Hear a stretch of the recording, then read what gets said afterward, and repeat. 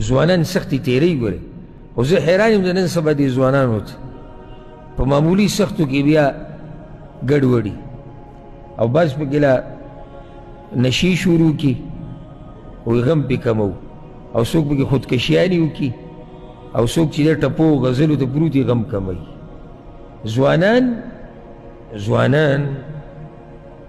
سختو ته د الله د توفیق نه بعد مخامخ کېده دا کار د ځوانانو یا د ښځو نه دی، دا د ماشومانانو نه دی او نه دا د بوډاګانو دی، دا کار د چا دی؟ دا د ځوانانو دی. نو مضبوط اوسه په هر حال کې. اوس دې جابر ته خویندې پاتې شو ټولې، دله واده نه دی کړی، قرضه ښه ډېره قرضه پې پاتې شو. نو وی دې بعضو کسانو پسې زه ورغلمه چې دا قرضه ما ته لږه معاف کوي. نو یې فابو هغوی انکار وکړو چې نه. زه رالم پیغمبر صلی الله علیه وسلم پسې فاستشفعت به علیهم، پیغمبر صلی الله علیه وسلم ته مې وویل چې یا رسول الله که تاسو سپارش وکړي، وی هغه سپارش وکړو فابو، نو هغوی انکار وکړو. خو دا مسله هم د سوچ ده، او ځکه هره مسله کې چې عالم سره نه یې ناست که نه نو ستا ذهن په یو مسله نشي خلاصېدی. دلته ذهن ته څه راځي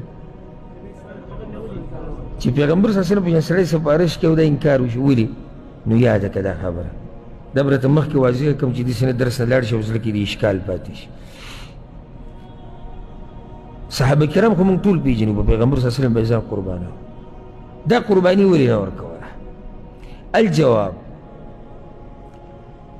د هغوی کیدی شي خپل حاجت و، لکه یو سړی دی تا ورته ووایي چې یاره دته دا قرض کم کا، او هغه ووایي چې زه ځان له غریب یم، زما سره نور څه نشتي، انکار یې وکړو.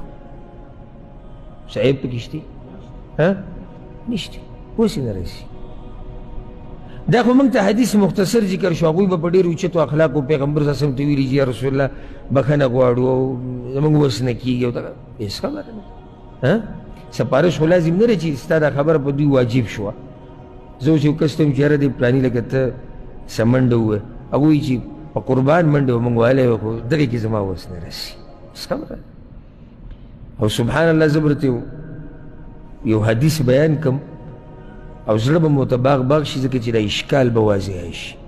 او مسلمان په دې خوشحالېږي چې کله دیني مسله کې د دماغ کولاو شي. د دنیا پرېږده دا ځي راځي، ډېر ورته مخکې راغلي وستې تري دي او موږ به تېم شو، خو په دین باندې خوشحالي پکار ده، بیا په علم باندې خصوصا. امام احمد یو حدیث راوړی دی، هغې کې دا دي چې جابر رضی الله عنه دا خبره وکړه چې دغه پلانې او پلانې، وی پیغمبر صلی الله علیه وسلم وایي چې دا پلانې او پلانې راوغواړئ، هغه چا چې په جابر باندې قرضه وه. وی پیغمبر صلی الله علیه وسلم ورته وایي چې ایسر جابر ابن عبدالله، دې جابر لږ ټیم ورکړئ، ګزاره ورسره وکړئ په هغه قرضو کې چې د ده په پلار باندې و، د دې پلانې نیټې پورې یا وخته پورې.